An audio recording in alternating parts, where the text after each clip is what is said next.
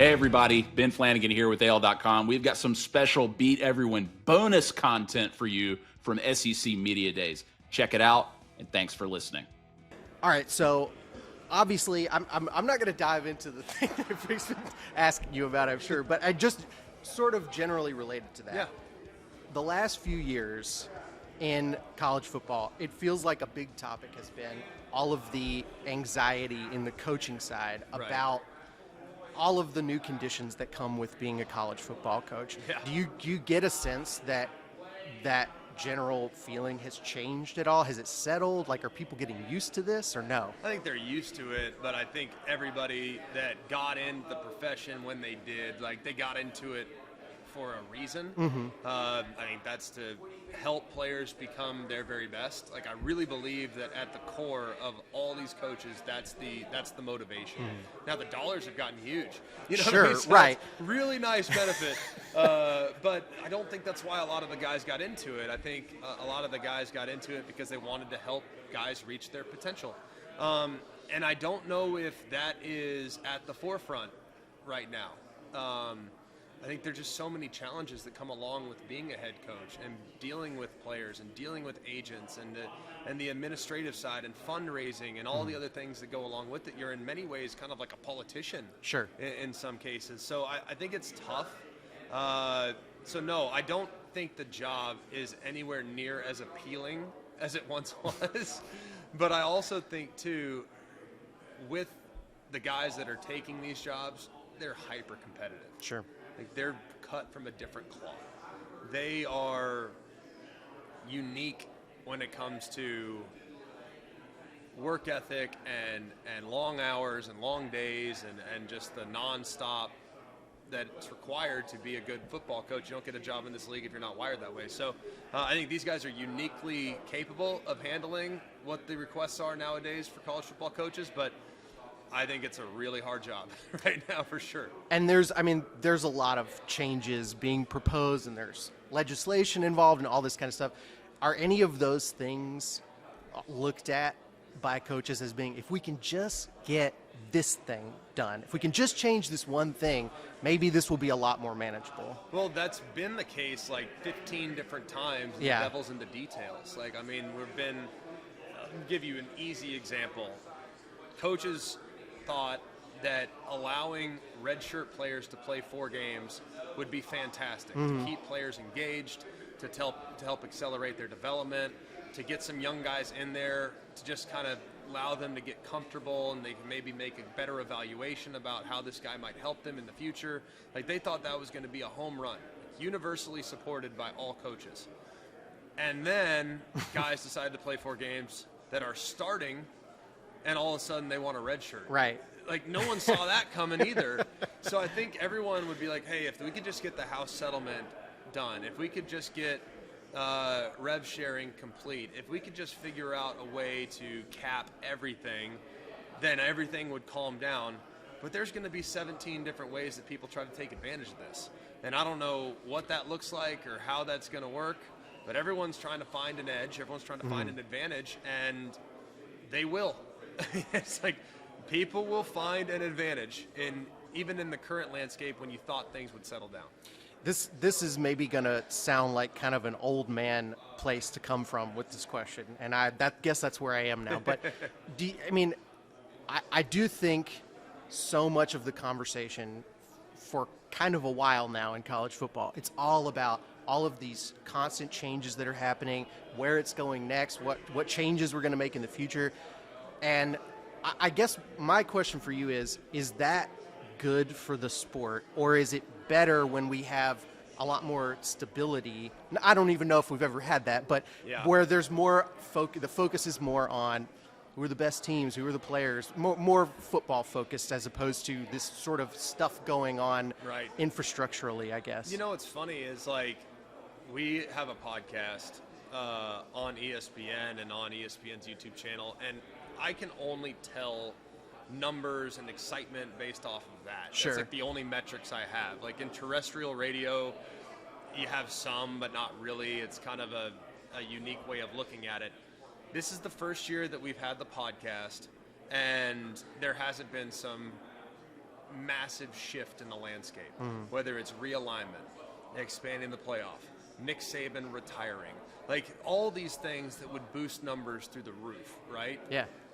Well, this is the first year with nothing, and our numbers are up like 30+%. I think people are really wanting to get back to the storylines of the players. Who's this guy? Who's that guy? What do we need to do? What do I need to know about what Tennessee's doing at quarterback now that Nico left? Like, I think people are really hungry for the football content, and I think there are a lot of people that were turned off by some of the changes, and that maybe they would check out during the offseason and check back in when the season rolled around because they still support their teams and they still want to see these teams play. But I think there's more people lingering this offseason than ever before, and like I said, the numbers reflect that. So I think there's a lot of truth in what you're saying, is that maybe some of the coverage the last couple of years has been a bit overwhelming for people, and they're anxious to kind of get back to X's and O's and players and coaches and storylines. Well, let's chase some numbers then. Let's talk about Alabama's team.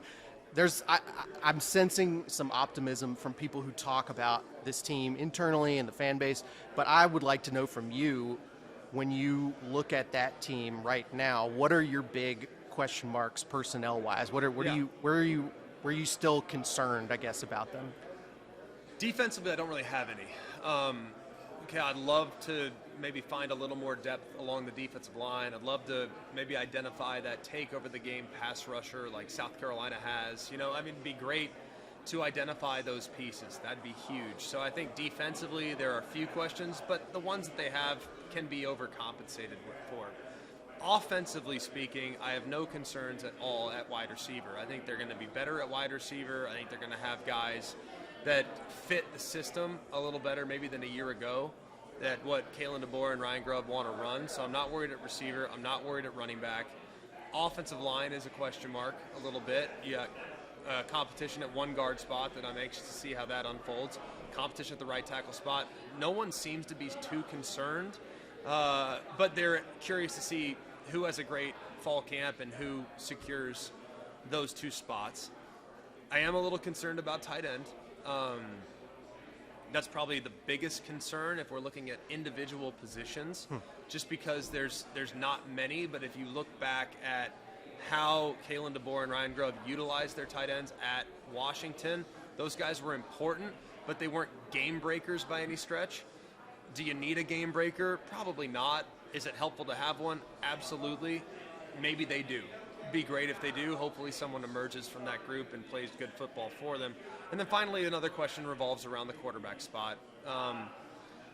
Look, I think Ty Simpson is prepared for this moment. I think he is excited about having the opportunity. Seldom do you get a second chance. 2 years ago, he had the chance to secure that job, couldn't do it. Ultimately was beaten out by Jalen Milroe, but he was the guy that all offseason the coaches were like, Ty Simpson's the guy to keep an eye on. Like, he's the one that if it all comes together, he's going to have a chance to be a real special player. And it just never materialized. Now, 2 years later, 2 years more mature, 2 years of comfort in this offense, now having gone through the install last spring, the install in the fall, the install in the spring again. This will be the fourth time he's going through that process. So he's going to, at this point, probably be able to speak that language really, really well. I think he's just got to go and do it now. As simple as that. Go and be an alpha dog. Go and be a killer. In this league at quarterback, you got to be a killer. You do. I mean, you just have to be. I don't want to say like a sociopath, but you got to be a little crazy. Yeah, I mean, sure. You do, because you're going to get ripped. You could throw 3 touchdowns and you get ripped because something didn't go right. You could throw no touchdowns and people love you. So you got to just kind of understand the ebbs and flows that are going to come with being the quarterback at Alabama and being a quarterback in the SEC. You just got to go and do it now. So I'm really excited for him, taking off the analyst hat for a minute, like as a fan, as a father, as an alumnus of the university. Like, I really want it for him. Like, I really do. I just want it to come to fruition for him because he's been patient. He's been a good teammate. He's done what they've asked him to do. Now I just want him to go out there, believe in himself, and throw darts. I mean, that's all I want from him. So I really, really am hoping that happens for him. And if it's not him, I hope Austin Mack has a great fall camp. I hope Keelan Russell's prepared to go if need be. Wouldn't be surprised if those guys got some run at some point throughout the season. Would be great. get those guys some reps as well. But here's hoping that Ty Simpson goes in, locks it down, and establishes himself as that guy in fall camp, because I think that would be be the most easy to manage, just to have a no doubt, this is our guy, let's follow him. Are we good? One more? Okay, so we're also in the middle of doing a series on this show about the Alabama's best games of the century so far. Obviously, Texas 2009 is on this list. I would love just any sort of memories that you have specifically of that game. Anything jump out at you? Anecdotes or just like little flashes of memory you have from in the midst of that? Obviously, a massive game, national championship, huge, right? But that was not the biggest game that year. Sure. No. Right. The biggest game that year was Florida. Right. It was the SEC championship game. That was the team that had been circled by us in the locker room. That was the team that beat us the year before, the team that had won 2 of the last 3 national championships. We're going for 3 out of 4. Had the Heisman Trophy winner in Tim Tebow, an all-time great college football player. Like, that was the team. That was the game. And that was the arrival of Alabama football. That was us putting the world on notice that there is a new sheriff in town. And while the Texas game was special for many, many reasons, and it was ceremonial in some cases because we're back at the Rose Bowl, it's in our fight song, like, it's amazing. And the fact that we won it there on just such hallowed ground is like the coolest thing ever, and one that I will never, ever, ever dismiss. But after the Texas game, there was really more a sense of relief than there was a sense of celebration, as strange as that might sound, because the goal for us was Florida. That was the one we wanted. That was the team we circled, and whoever we got next, so be it. Texas, TCU, whoever ends up in that, Cincinnati, whoever we ended up playing, rock and roll. But the one we wanted was Florida. So that was the one that we put all our eggs into that basket. We did so much to prepare for that game. The level of focus and intensity in practice that week was insane. Absolutely insane. The level of hostility in practice against the scout team was on another level. It's just the most intense environment I'd ever been in leading into a game, ever. Way more so than the Texas game. Yeah. Way more so. So that one, I think, is number one. But Texas, it was just, we knew Texas was going to have a hard time stopping the run with what we did well. Texas was from the Big 12. That was a pass-happy league. Mm-hmm. Their secondary was super elite.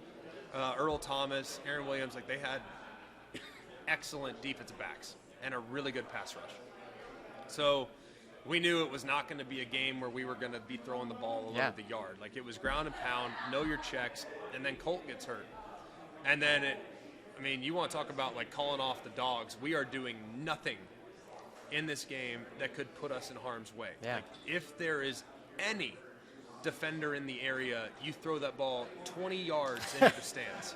And we did. And it was really a game of keep away and kind of just allow them to make mistakes and just pound away. Just go, and eventually wear them down, and that's what we did. So gave up a couple big plays on defense, but for the most part, we were pretty dominant throughout the course of that game.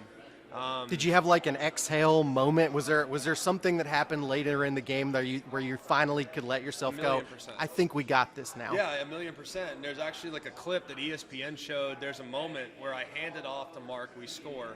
At that point, I think that probably put us up 31-21 with a couple minutes left, thereabouts. We had just had the sack fumble. We got it. As soon as we scored that touchdown, there's a moment where I kind of just look up and just go like this. And it's it's almost emotional to think back on, because it was I'm a national championship winning head quarterback at Alabama of all places. This is my dream come true. I grew up a Longhorn fan, and we just beat the Longhorns. We did it. We've worked so hard, and here we are. It's over. It's done. We did it. This is what a sigh of relief. So yeah, that would be the moment for sure. And you can see me turn around in slow motion, kind of put my hands on my helmet, and then go celebrate with the team. So awesome. Really cool. Great stuff. Thank you so much, Greg McElroy. Buddy. Thanks a lot. All right, we're at SEC Media Days with Cole Cubelic. Cole, I was talking to Greg McElroy, your radio co-host earlier today, about Nick Saban. No, I actually didn't get into it with him.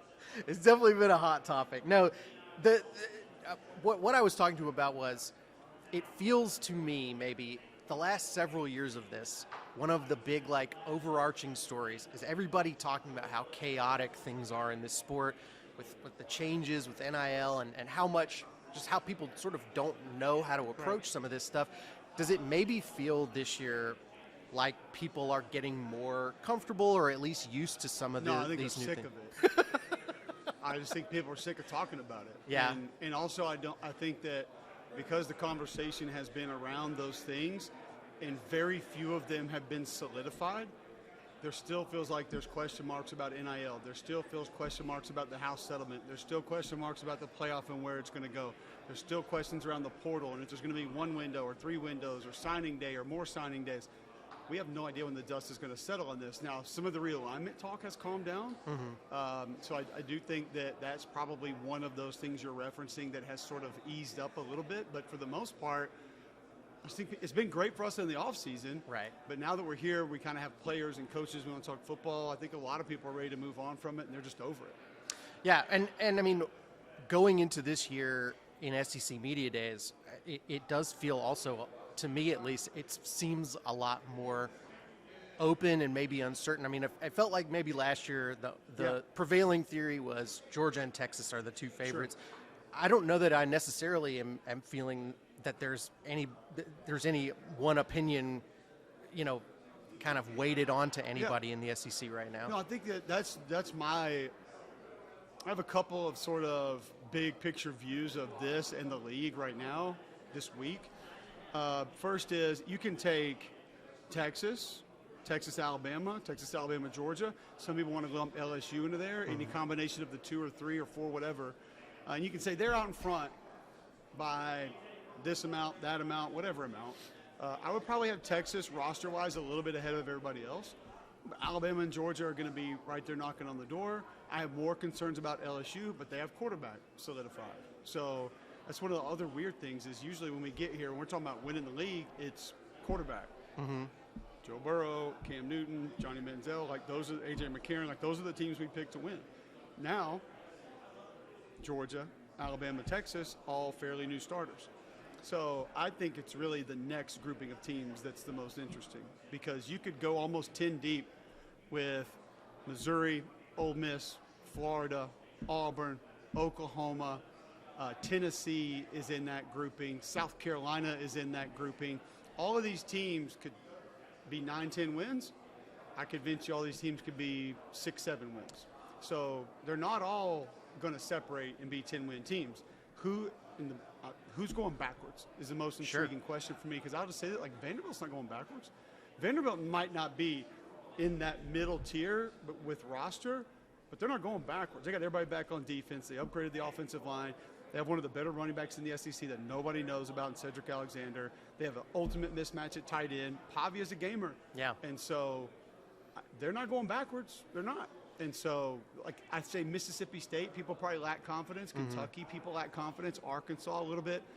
Literally everybody else. A&M is in that group of teams that they could go to 9-10 wins. They could be 5-7 wins. So that's what I'm more interested in, and I think that's what's going to make the league really fun this year. Yeah, it could be kind of more of a home field advantage is going to be massive. Sure. Little things like that are going to be huge, and it's going to make the games more compelling. Yeah. I do want to get into Alabama with you a little bit, Cole, and obviously I would like to start with an area you have a ton of expertise in, which is the offensive line. And we were talking earlier with Greg about the offensive line, and he mentioned it as an area that he has some questions about still. How do you feel about this offensive line going into this season? Have a chance to be good. I am not on the, Caden Proctor is the #1 pick, best offensive lineman in America train. He's got some holes in his game that he needs to clean up. I think he's down about 355. He is super talented. He can be great, hasn't consistently been great. You lose your best guy in Tyler Booker, and he was the best player on the football team last year, in my opinion. But I think what he brought can stick around with this group because Parker Brailsford played different last year than the previous year at Washington, where they won the Joe Moore Award. I think Booker showed him you can do a little extra here. Like, there's more to be had. And Brailsford plays that way now. Jaden Roberts can be a monster. Like, mentally, he's got to get there, but stay healthy. And the right tackle, a little bit of a question, but they have a chance to be good. My bigger concern with that group might be you essentially had 2 extra guards on the field last year with Dupree and Oots, and those guys are gone. The good news is this offense doesn't really require multiple tight end sets or tight ends really anytime. I think they could go some 2-back stuff. They're going to obviously go 3 and 4 wide receivers. So I'll be interested to see formationally how Kalen wants to operate a little bit different this year, but there's some things that are going to help that group that are going to be addition by subtraction, and that is wherewithal, snap count, getting in the right play, understanding why you're in certain plays. I think that'll be able to help that group this year. How does it affect a returning, at least somewhat intact offensive line returning when you go from vastly different quarterback styles? Basically, we're going from a guy that did a whole lot with his feet. But sometimes it can be easier because, when you have a guy that has mobility and moves around in the pocket, you can be perfect in your pass set and your pass protection. All of a sudden, he drifts just outside of you. You don't understand why that D lineman's detaching, and he comes over. Next thing he gets a sack, and that's your fault. There are a lot of ways it can help you too, but I think if Ty Simpson can become a guy who gets the ball out on time and understands where to go with the ball early and efficiently, he can offset any of the non-scrambling ability that he has. I want to ask you about the defense, too, for Alabama. It seems like there's a lot of confidence in that group. I do think he has good wheels. Yeah. He's not Milrow, but people are going to, the comments are going to, he's actually runs a 4 or whatever. Like you anticipating the comments. No, he's got good mobility, like I get it. I just don't want people to say that, like, I'm not saying he can't move. Sure. I'm saying the difference in what they had and what he's going to bring. Of course, yeah. Unfortunately, but Bama is real. Well, getting into the defense with you, Cole. I mean, this is a group that people feel very confident about, at least certainly in the fan base. In terms of what they still need to show and maybe need to establish, where are some areas that still need a little shoring up on the defense? First, there was some confusion in some coverage situations last year that are unacceptable. That's got to get cleaned up. But it's different. It's different from what Saban did and a lot of the pattern matching to a lot of the vision coverage. So it's hard. And a lot of the responsibilities were not what they normally would be. So you have to get accustomed to that. So I want to see the secondary just play a little more clean football as far as understanding an assignment. And they got to have some disruptors up front. I think they're good up front. I don't think they're dominant by any stretch of the imagination. I think Quay Russaw could really be the difference and the difference maker because he's the only one I see that has a ton of twitch, a ton of like real pass rush ability off the edge, and we know that can make a big difference. But I think Jamarian Latham can be solid. We know what Tim Keenum is. He's a hold-the-point guy inside that can take up space and play. You've got some decent depth. So while I don't think it's a super scary group, it can still be a good group. Mm-hmm. Take, for example, South Carolina's D-line going into last year. Right. Now, we didn't know Dylan Stewart was going to be all that, and nobody's talking about Kyle Kennard here last year. And I thought they were going to be good, but I didn't qualify them as super scary. Like they didn't have Javon Kinlaw or Derek Brown or Jeffrey Simmons or Quinton Williams, but that you can still be good and not be dominant or scary. So I want to get into Auburn too, Cole, because of course this, whether they want to admit it or not, we'll get on the comment section since you already brought them up. They're always thinking about Auburn. They're talking about Auburn. It matters to them. And we had Auburn here today at Media Days. Interesting, I think, to hear Jackson Arnold really embrace the rivalry and talk it up a little bit and talk about, kind of give it some heat, even comparing it favorably to Oklahoma, Texas. I feel like he put it ahead of it. He did, yeah. I'm curious how you feel about Auburn going into this season. I mean, and look, transparently, this is one of those years. This is a year that Alabama has to play at Jordan-Hare. We all know that that's scary for Alabama. Yeah. How big of a threat do you think Auburn is in specifically matching up against Alabama? The scarier, the better they are. So they have a chance to have a good football team, Matt. They do. Jackson Arnold is a legitimate talent. Now, he has a ways to go to become a legitimate quarterback. That doesn't mean he can't make throws or runs or things of that nature, but getting away from just having a set of skills and operating the offense, making good decisions, having confidence to get rid of the football on time, those were things he struggled with, specifically the letting go of the football. That sounds crazy for a quarterback, but he legitimately had problems letting go of the football. And Greg has a great analogy on our show that's out there in the podcast world somewhere of how playing for a defensive-minded head coach, I had never looked at it this way. We said, when you play quarterback for a defensive-minded head coach, the messaging is don't screw up, don't mess this up, don't throw an interception, don't botch our field position, don't put us in a bad spot, don't screw this game up. And you can just imagine Lane Kiffin, Lincoln Riley, Steve Sarkisian, Chip Kelly, like Jeff Lebby. You think those guys are ever saying that to their quarterbacks? That's not I promise you it is. Attack, attack, attack, yeah. Go, get it. We'll get this, we got that, go for it. So could that sort of, and we asked Jackson about it on the show this morning. I gave him that example, and he said no excuses, mistakes I made last year, and not pointing a finger at Brett Venables, but I think that's an accurate statement. Sure. And so I think you could benefit from that. The offensive line has a chance to be as good as it's been in 10 years, 8 years. Jeremiah Wright's a real deal. Connor Lew's real deal. Dylan Wade is a solid guard, but he can also kick the tackle, and that's where I think they're different. Is you got Xavier Chaplin on the left side. I like Mason Murphy a lot from USC on the right side. And you still have Too Tall. And you still have Tyler Johnson, who's going to play some tight end, but they have legit tackle depth. And other than A&M, I don't know another team in the league that can say that. So that's a big benefit. The receivers we know are great. Super talented, maybe best wide receiver group in the SEC. So all the defense has to do if all that works, if it's a lot to say is going to work. The defense just needs to be close to what they were last year. And as we know, turnovers were a problem. Situational football was a problem. And that goes back, a lot of that goes back to coaching. So Hugh's got to coach his team, and more importantly, he's got to coach Jackson Arnold if he's going to get the best of his abilities out. So definitely potential for another nightmare for Alabama. It always is, I guess, when they play there. Cole, last thing I want to ask you about, you're always great, I think, at picking out stuff that's below the surface that other people aren't seeing. You mentioned a couple things earlier that last year you identified some stuff maybe other people didn't expect. Is there a team or two in the league that you're higher on than most other people this year? I just gave you a whole middle block of them. You did. You gave me a big middle block. Probably a little bit further down on Tennessee. I'm a little higher on Florida than some people right now. I'm higher on Missouri than some people right now. And there's a lot that's got to work there. But like here's what I would say rather than team. Yeah. There's some guys in this league, Matt, that outside of diehard college football fans or people who live in that area, like we're in Atlanta, and I guarantee you, how many people do you think are here at me today? 700? Yeah, that feels right. I bet if we asked everybody when they walked out the door, who's Eric Singleton, 500 of them wouldn't know who he is. I don't know who it is.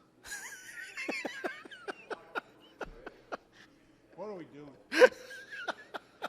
What are we doing? Look, that's why I talk to you, Cole. I'm trying to. He is the Georgia Tech transfer wide receiver at Auburn, and he's probably a top 20 player in college football. Yeah. Already with what he's done, not projected. And in a group that already, as you said, was already very talented. I'm just like coming into the year. He's not physically Jeremiah Smith, and he might not be as talented as Ryan Williams, but like he's in that classification of elite talented guys. Like, they were a very dangerous offense last year at Georgia Tech. Deion Burks at Oklahoma. No one knows who he is. Slot receiver that was at Purdue, transferred, dinged up, didn't play a lot last year. This kid can take over a game. He can score from anywhere on the field. He is dynamo. Cedric Alexander at Vanderbilt, running back. Nobody knows who he is. The kid's had 20 carries once in his career. If they start feeding him the ball, he could be incredible, and that offensive line's going to be upgraded. Like he's another guy that nobody knows about. Marvin Burks, safety at Missouri, who is probably 190 and does not give a rip about his body. Like will come downhill and hit anybody as hard as humanly possible. Like Brett Norfleet, tight end at Missouri, nobody knows who he is. Best blocking tight end in the SEC. Nobody has any idea who he is. Jaden Ball, running back Florida. Nobody knows who he is. 6'1", 235, and has legit wiggle. Sheesh. Like, the guy can go. And they're going to split carries, or else I would say he's easily going to have 1,500 yards this year. So there's still so many big picture unknowns in the league. Again, it's going to be fun, man. Like, it's going to be a lot of fun. Yeah, I mean, I honestly, there's something a little refreshing about going into a season where it's such a blank slate, it feels like. And it really, you go into every conference matchup legitimately not sure who's going to come out on top of it. At least the first month of it, it could feel that way, I think. Yeah. It's going to be fun, I think. And two, one thing we talked about on set today, some of these openers, these teams need to be really careful. Tennessee, Syracuse, like Steve Angeli came in for Notre Dame in the Orange Bowl, freezing cold off the bench, and was throwing darts in a playoff game. He's going to be Syracuse starting quarterback. And Fran Brown is good at what he does. This Baylor team that Auburn's going to play, yeah, they're good. Sawyer Robertson's good. Now you go get Johnny Manziel's offensive coordinator, and you put him with a run scheme and stretch zone run scheme that they had last year that they're going to keep. Mason Miller's their O-line coach, who is at Mississippi State. They got guys. And Dave Aranda was pretty good against Hugh Freeze when he was in the SEC. Yeah, sure. So I'm just saying, like, that's going to be a blackout. They got billboards all over around Waco for this thing. Yeah, it's huge for them to get an SEC team in their home stadium. Send me these like emails that are going around about Baylor people like making sure they don't sell their tickets to Auburn, which is great. I love that. As a Baylor fan, you love that. Yeah, they're bringing back some former players. Like that's gonna be Friday night. It's gonna be a big deal. That's a big game for Auburn because if you can get that game, I think there's a really good chance come November when people are putting your resume together, they look back and be like, well, hold on now, that Baylor team's won 9 games. That Baylor team might be a 10-win team. Sure. Like it could look a lot better in November than it's going to look now, even though I think it would look really good right now. And Baylor knows exactly what it is. It's an SEC game. The chance to prove themselves. Baylor wins that game, they're immediately in the playoff. Yeah. So I'm excited for it, man. Feeling Florida's got Long Island. It's a new one for me. The Sharks. Cole, I always feel a little bit smarter after Just I talk to you. bit. Just a tiny bit. At least you know who Eric Singleton is. That now I do. Cole, thanks so much for joining us, and we'll see you for the rest of SEC Media Days here. Thank you. Thanks, dude. You're the best, Cole. We love you.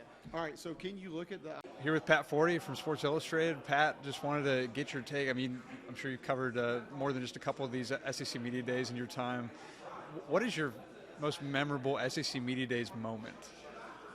I think it was probably one when a coach didn't show up, when Philip Fulmer was under threat of being subpoenaed in a recruiting violation saga between Tennessee and Alabama and didn't want to set foot in the state of Alabama and take a subpoena. That was kind of peak silliness, you know, and I think both schools did end up on probation for that.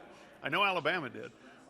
That was some good stuff, and there, you know, every time Steve Spurrier opened his mouth was usually pretty memorable too.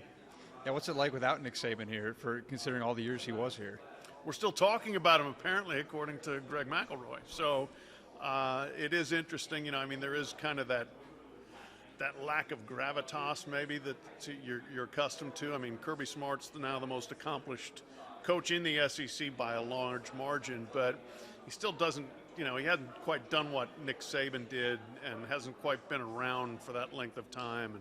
And so it's a little bit different vibe without that clear, like, this is the one guy we must listen to from a media perspective. And so I miss him, miss hearing what he has to say.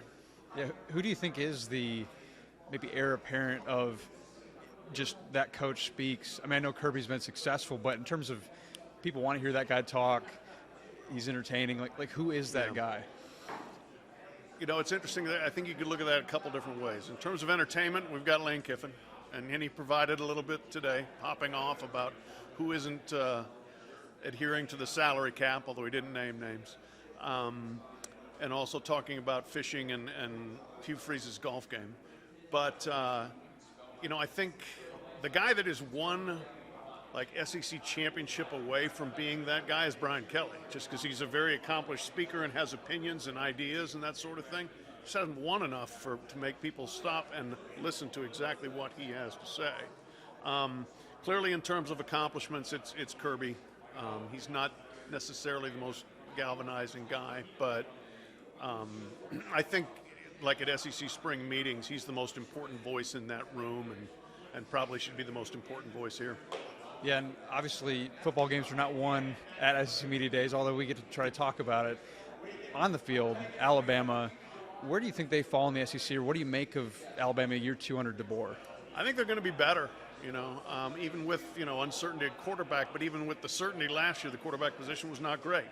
Certainly not the expectations that were there at the beginning of the year for Jalen Milroe. So, I believe Kalen DeBoer is an elite coach, and I think getting him back together with Ryan Grubb will help.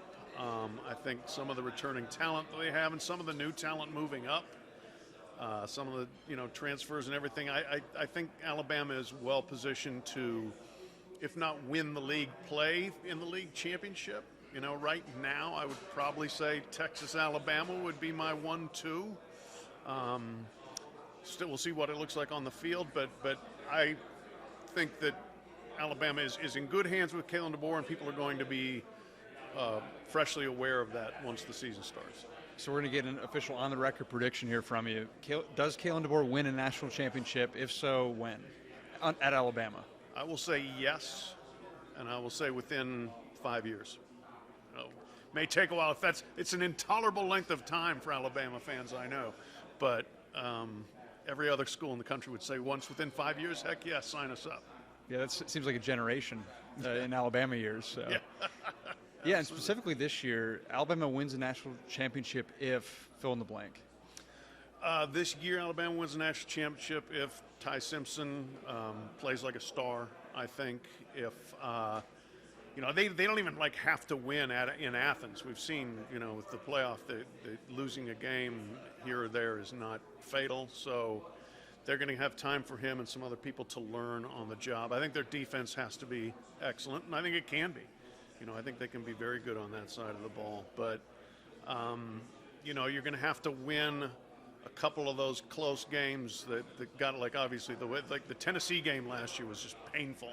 The way that the offense just fell apart. So you're going to be in games you can't really have those sort of situations, I don't think. And part of that's got to, probably Kalen DeBoer's got to coach games a little bit better than that one specifically. But I think he will. And again, I think having Ryan Grubb by his side is going to help. And elite seasons in the previous era were measured by, did you go undefeated? Yeah. Those were the teams that were making the playoff. Maybe one loss you got in. Yeah. What do you think that looks like now in this current era for an Alabama for what would be a quote-unquote great season? Yeah, it's different for sure, and that's the thing is losses are much more forgivable, or at least in theory should be. Alabama fans have never been able to forgive a loss, but now you can and still keep the big dream alive. I mean, I was at Columbus when Michigan beat Ohio State. You would have thought the world ended, but it didn't. 4 games later, they're holding up the trophy. So it's just, I think you have to really kind of reframe how you approach the season from a fan standpoint. I mean, yes, you hit a certain point, whether it's a second loss, whether it's a third loss, where the big dream goes up in smoke, but you don't have to lose your mind if you lose one game.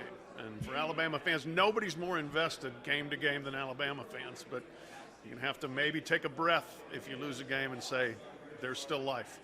Yeah, and with all that said, I mean, prediction season, what do you think their record is by the time the regular season ends? Boy, without having the schedule in front of me, I don't know, but I'll say 11-1. At worst probably 10-2, and I think you get in the playoff easily with either of those. I think they win at Florida State. I think they beat Wisconsin. You'll drop at least one somewhere in conference play. But if you make the SEC championship game, almost assuredly you are going to the playoff, and then it's a brand new season. That's Pat Forde, Sports Illustrated. Pat, thanks so much for joining us. My pleasure, Nick. Thank you. Yeah, here with LaNorris Sellers, South Carolina quarterback. I want to ask you, so the last SEC town that I have not been to yet is Columbia, South Carolina. What can I and other people coming from Alabama this year expect when they go to Williams-Brice in October? Super loud. Our fans are super passionate. We can expect that. They definitely play a role in the game. And then, I mean, just really a full four-quarter team. You'll come there, show, have a good time. And then just depending on what time it is, you see the light show. If it's super early, you won't, but you would definitely feel the fans. So. Yeah, and last year at Bryant-Denny Stadium, obviously a heck of a game. And then you guys went on a, 6-game winning streak after that. How are you different this year, and maybe what did that stretch do to make you a different quarterback than you were the last time Alabama fans saw you? Yeah, I just gave you a little bit more confidence. Just show we're a couple plays off from being in the playoffs, maybe a couple plays off from being 5-1, but I know we ended up 3-3 or something like that. But it just shows how we can do it. So it just gave us that confidence. Yeah, and Mike Shula, obviously, Coach Shula being a guy that you're working with a good bit. What has he done to help you in your game, and what is it like having him coaching you? Yeah, it's just bringing expertise from the NFL, from guys like Eli Manning, Cam Newton that East Coast. Anything that he used for them probably will work on me. So it's kind of different drills, footwork stuff, anticipation stuff. So. Yeah, and you're down at the Manning Passing Academy, spending some time with Ty Simpson, obviously. Yeah. What stood out about what he can do and just who he is? Yeah, I like him a lot. We talked a good bit at the camp. Every chance we pretty much got. So, I mean, super excited to see him, super excited to play him. Glad we got to meet him and all those other guys we're playing against this season. Yeah, and heading into this season, I mean, obviously you got a lot of games before you're going to play Alabama, but what stands out about that rematch and getting a chance to maybe get them back for what they did last year at Bryant-Denny? It'll be a good game. Last year was a good game, so we're just hoping to build on that this year, make it competitive. They come to Williams-Brice, so different atmosphere, different game, different fans, so looking forward to it. Yeah, and for you in this season, what is the ultimate, just biggest way that you want to grow your game and take that next step? Yeah, just learning from the mistakes we made back then to capitalize on them this year, just getting better at them. Turnovers is one thing, limiting those, and then just keeping that confidence, keep being myself, keep having fun. LaNorris Sellers, thanks so much for joining us. Oh, yeah, appreciate you. Our thanks to all of those special guests who spent time with us today, and special thanks to SEC Media Days correspondent and AL.com Alabama football reporter Nick Kelly. Look for more from Beat Everyone at SEC Media Days later this week. Find us on YouTube, Spotify, Apple, wherever you get your podcasts. Beat Everyone is produced by Matt Scalisi and John Hammontree. I'm Ben Flanagan with AL.com. We will see you soon. Hang on, Matt.